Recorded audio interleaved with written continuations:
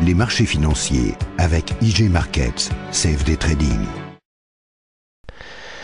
Bonjour, c'est Gilles du site boursicoté.com. Voici l'analyse technique du CAC 40 pour la journée du mercredi 28 décembre 2011. Avec aujourd'hui une séance de rechute, puisqu'après une ouverture en baisse donc à 3102,24, nous avons marqué un plus haut à 3130,82 pour clôturer sur le plus bas de la séance à 3071,08 points. Le CAC 40 perd 1,03% sur cette séance, 32 points perdus par rapport au cours de clôture d'hier. C'est donc une séance bel et bien baissière, et quand nous regardons dans le détail, nous sommes venus encore une fois marquer un échec de hausse sur la zone ici des 61,8, sur la zone des 3130, puisque je rappelle le point haut du jour, identique ou quasiment à celui d'hier, donc 3130,82 pour aujourd'hui. Hier, sur le plus haut de la séance, nous avions 3131,50, donc quelques dixièmes de points près, le point haut se situe quasiment au même endroit. Du point de vue des indicateurs, c'est toujours la même chose, un RSI en zone neutre, un stochastique qui remonte lentement, et puis par contre nous avons un MACD qui est en train de lancer un signal négatif. Alors attention, nous avons une très faible amplitude, là j'ai agrandi le graphe, donc on a l'impression que le signal est puissant. Mais en fait pas du tout, puisque vous voyez que si on revient à une taille normale, l'histogramme est très peu visible, on est très proche de la zone neutre par rapport à ce que l'on peut avoir d'habitude. Donc ici ça s'apparente plus à une fin de rebond que vraiment à un signal baissier, puisque nous avons une amplitude vraiment très faible. D'ailleurs nous pouvons le voir ici au niveau des bougies, on vient rechuter, mais dans une zone qui est une zone neutre, si on parle de tendance moyen terme, des volumes en légère hausse par rapport à ce que nous avons eu hier, mais nettement sous la moyenne, ainsi qu'une volatilité malgré cette baisse que nous avons connue aujourd'hui, qui reste sous la moyenne. Alors, que dire de cette séance ? Tout simplement, nous sommes dans la continuité de ce que je vous avais décrit hier, à savoir ici une première phase dynamique haussière le long de ce support montant, cassé donc sur la séance d'hier, avec donc un retour en pullback sous cet ancien support devenu résistance. Et je vous avais dit que si les cours s'écartaient, si on ne revenait pas tester rapidement cette résistance, voire même pour tenter de le réintégrer, que ça se traduirait par une petite phase de consolidation. Donc c'est exactement ce qui se passe. Donc on est ici sur un mouvement d'une hausse qui plafonne ici et qui se transforme en mouvement de consolidation. Alors je vous avais dit que tant que nous restions au-dessus des 3060 points, nous étions dans une zone relativement neutre, puisqu'entre 3130 et 3060 points, on pouvait considérer cette zone comme une zone neutre. Bon, malheureusement, on a bien marqué une chute. On voit que la dynamique, d'après la loi de Dow, est totalement cassée, puisque nous avons des plus hauts et des plus bas qui sont plus bas que les précédents. Nous avons vu que pour les plus hauts, ça se joue à quelques dixièmes de points, mais nous sommes toujours en deçà.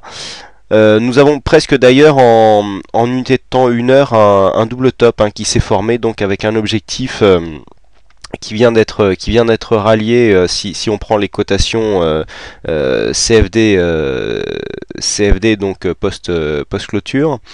Alors l'objectif ici se situe au niveau de la zone des 3060 points. Pour l'instant, il n'y a pas grand-chose. Bon, c'est le bilan un petit peu de la BCE, plus certaines tensions géopolitiques qui ont fait baisser les marchés.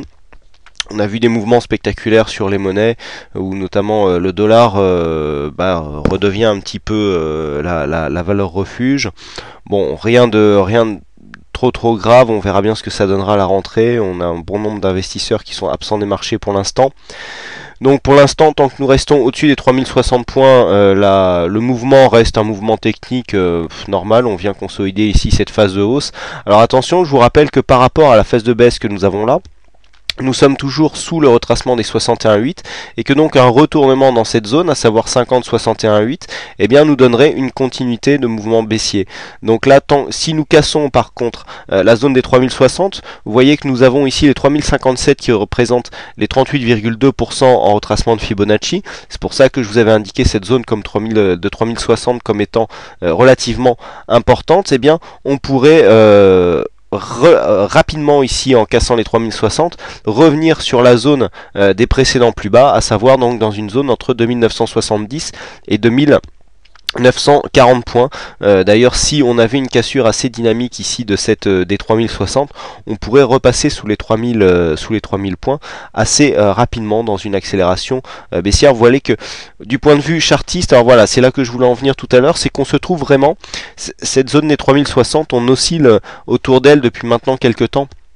Hein, vous voyez que voilà, zone des 3060 c'est ça. Lorsque l'on écarte vraiment les cours, nous avons eu ici cette forte baisse, la forte baisse de l'été, et depuis donc cette forte baisse, on a cette zone des 3060, voilà, et on oscille autour. C'est un petit peu la zone d'équilibre autour de laquelle, eh bien, on est tantôt en dessous, tantôt en dessus. Donc bon, c'est vraiment une zone autour de la cassure. Vous voyez qu'ici on était beaucoup venu la tester comme support, et puis la cassure de ce support, on avait accéléré à la baisse, et là la cassure à la hausse ici avait permis de venir marquer un plus haut.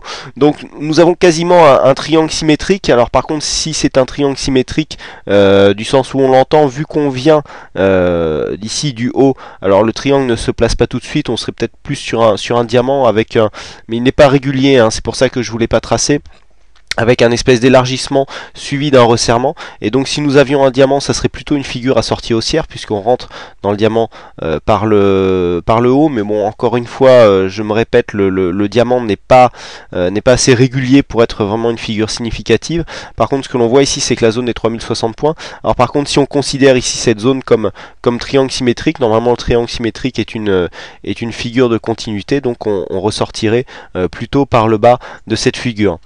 Donc ça c'est pour la vue un peu plus moyen terme. Par contre, d'un point de vue court terme, donc on voit bien que si on casse ici cette zone d'équilibre, eh bien on pourrait revenir chercher dans un premier temps la zone des 3000 points, hein, qui correspond, nous avons ici un 23,6 à 3013 points, qui pourrait définir un prochain objectif. Et puis en cas de cassure de cette zone ici, on pourrait rapidement revenir chercher la zone des 2940 points.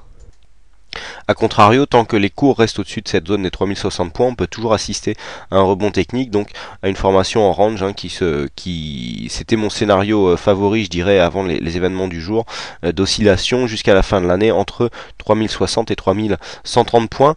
Alors hier nous étions sur un signal haussier, puisque suite à la cassure ici des 3120 points, nous étions sur une position longue, donc la position a été invalidée, hein, puisque nous sommes repassés ici sous les 3100 points dans le courant de la journée. Donc cette position haute longue a été stoppée. C'est donc un trade perdant, une fois n'est pas coutume, qui vous a été donné donc avec l'analyse écrite. Donc bon, pour résumer, comment jouer la journée de demain. Donc tant que nous sommes ici dans le range 3060-3130 points, pas grand chose à dire. Par contre, une cassure des 3060 points pourrait nous donner une accélération baissière, avec comme premier objectif ici les 3030, et comme second objectif la zone des 3013-3000 points, avec un objectif à terme donc au niveau des 2970 points. Donc oscillation ici entre 3060 et 3130. Ça sera un biais neutre, on peut jouer un peu le range si on voit qu'il n'y a pas trop de dynamique. Par contre, une cassure à la hausse, hein, bon, ce qui semble maintenant peu probable, des 3130 points, pourrait nous redonner une accélération haussière.